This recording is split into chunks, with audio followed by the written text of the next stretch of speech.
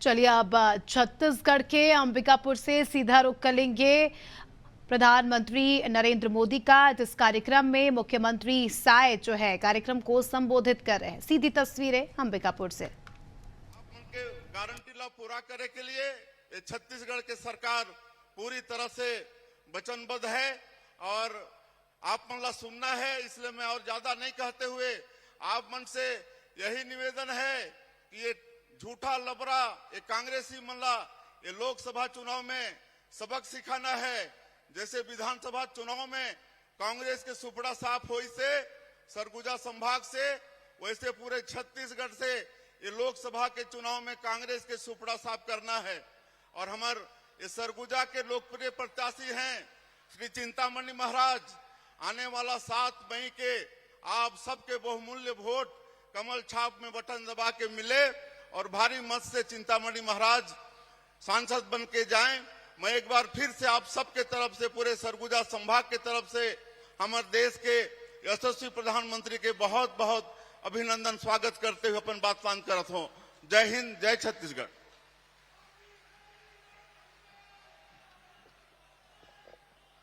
अब मैं इस विशाल जनसभा को संबोधित करने के लिए मां महामाया की पावन नगरी पर विश्व के महान नायक, लोकप्रिय नेता, जिनको देश की जनता इस प्रकार जानती है, मोदी है तो सब मुमकिन है, ऐसे जन आकांक्षाओं पर खरा उतरने वाले, भारत देश की माताओं एवं बहनों को नया जीवन प्रदान करने वाले, बहनों के चेहरों पर मुस्कान बिखेरने वाले, महिलाओं को राजनीतिक रूप से सशक्त बनाने हेतु 33% का आरक्षण प्रदान करने वाले, भारत माता के सपूत, किसानों के जीवन में आर्थिक उन्नति लाने वाले, उनके जीवन में नए उजाले लाने वाले हम सभी भारतवासी जिनके संरक्षण में खुद को सुरक्षित महसूस करते हैं, ऐसे देश के यशस्वी प्रधानमंत्री माननीय मोदी जी को मैं ससम्मान सादर आमंत्रित करती हूँ।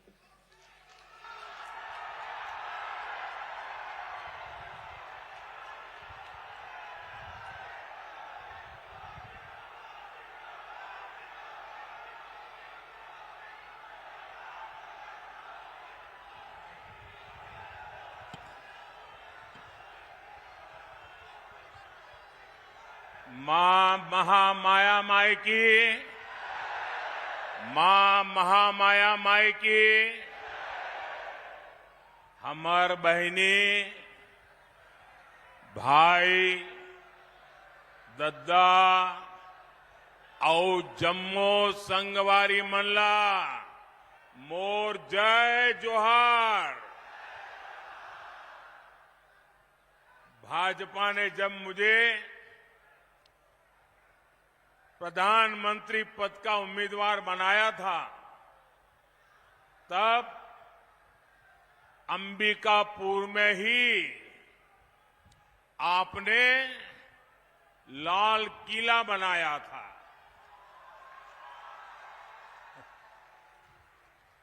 और जो कांग्रेस का इकोसिस्टम है, आए दिन मोदी पर हमला करने के लिए जगह ढूंढते रहते हैं। उस पूरी टोली ने उस समय मुझ पर बहुत हमला बोल दिया था कि ये लाल किला कैसे बनाया जा सकता है, अभी तो प्रधानमंत्री का चुनाव बाकी है और ये लाल किले का दृश्य बना करके वहां से सभा कर रहे, कैसा करते, यानी तूफान मचा दिया था। बात का बवंडर बना दिया था। लेकिन आपकी सोच से वही मोदी लाल किले पर पहुंचा और राष्ट्र के नाम संदेश दिया।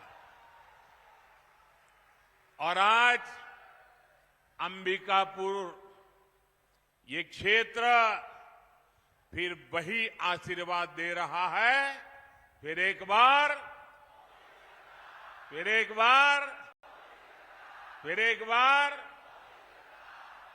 साथियों, कुछ महीने पहले मैंने आपसे छत्तीसगढ़ से कांग्रेस का भ्रष्टाचारी पंजा हटाने के लिए आशीर्वाद मांगा था। आपने मेरी बात का मान रखा और इस भ्रष्टाचारी पंजे को साफ कर दिया।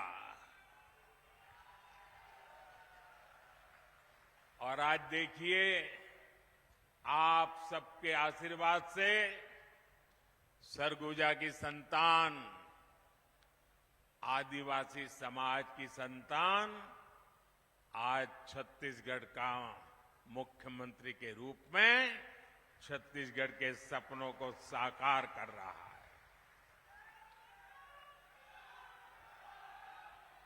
और मेरे अनन्य साथी भाई विष्णु जी विकास के लिए बहुत तेजी से काम कर रहे हैं। आप देखिए, अभी कोई ज्यादा समय नहीं हुआ है, बहुत कम समय हुआ है, लेकिन इन्होंने इतने कम समय में रॉकेट की गति से सरकार चलाई है। धान किसानों को दी गारंटी, पूरी कर दी। अब तेंदुपत्ता संग्राहकों को भी ज्यादा पैसा मिल रहा है। तेंदुपत्ता खरीद भी तेजी से हो रही है। यहां की माताओं बहनों को महतारी वंदन योजना से भी लाभ हुआ है। छत्तीसगढ़ में जिस तरह कांग्रेस के घोटालेबाजों पर एक्शन हो रहा है, ये पूरा देश देख रहा है।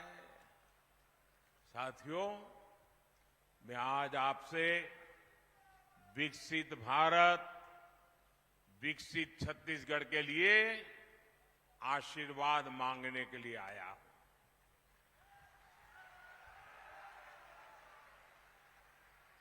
जब मैं विकसित भारत कहता हूं तो कांग्रेस वालों का और दुनिया में बैठी कुछ ताकतों का माथा गर्म हो जाता है। अगर भारत शक्तिशाली हो गया तो कुछ ताकतों का खेल ही बिगड़ जाएगा। आज अगर भारत आत्मनिर्भर बन गया तो कुछ ताकतों की दुकान बंद हो जाएगी। इसलिए वो भारत में कांग्रेस और इंडी गठबंधन की कमजोर सरकार चाहते हैं। ऐसी कांग्रेस सरकार जो आपस में लड़ती रहे, जो घोटाले करती रहे। साथियों, कांग्रेस का इतिहास सत्ता के लालच में देश को तबाह करने का रहा है। देश में आतंकवाद फैला, किसके कारण फैला? किसके कारण फैला? किसके कारण फैला? किसके कारण फैला? देश में नक्सलवाद बढ़ा, किसके कारण बढ़ा? किसके कारण बढ़ा? साथियों, कांग्रेस का कुशासन और लापरवाही यही कारण है कि देश बर्बाद होता गया।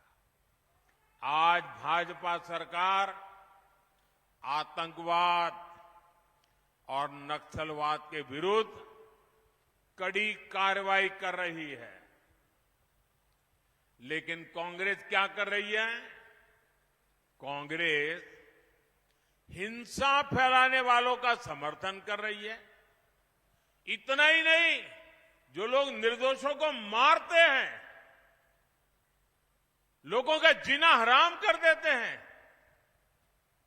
पुलिस पे हमला करते हैं, सुरक्षा बलों पर हमला करते हैं, अगर वो मारे जाएं तो एक कांग्रेस वाले उनको शहीद कहते हैं। जब आप ऐसे लोगों को शहीद कहते हो ना, तो इस देश के शहीदों का, वीरों का अपमान करते हो। इसी कांग्रेस की सबसे बड़ी नेता आतंकवादियों के मारे जाने पर आंसू बहाती है। ऐसी ही करतूतों के कारण कांग्रेस देश का भरोसा खो चुकी है।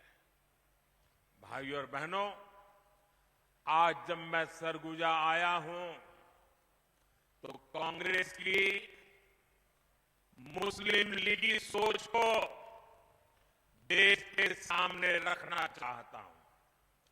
और जब उनका मैनिफेस्टो आया उसी दिन मैंने कह दिया था, आज नहीं कह रहा हूं, उसी दिन कहा था कि कांग्रेस का मैनिफेस्टो पर मुस्लिम लीग की छाप है।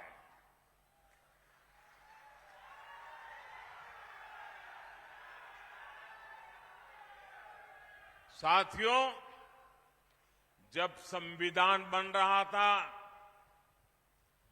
काफी चर्चा विचारणा के बाद देश के सभी बुद्धिमान लोगों के चिंतन मनन के बाद बाबा साहब आंबेडकर के नेतृत्व में ये तय किया गया था कि भारत में धर्म के आधार पर आरक्षण नहीं होगा। आरक्षण होगा तो मेरे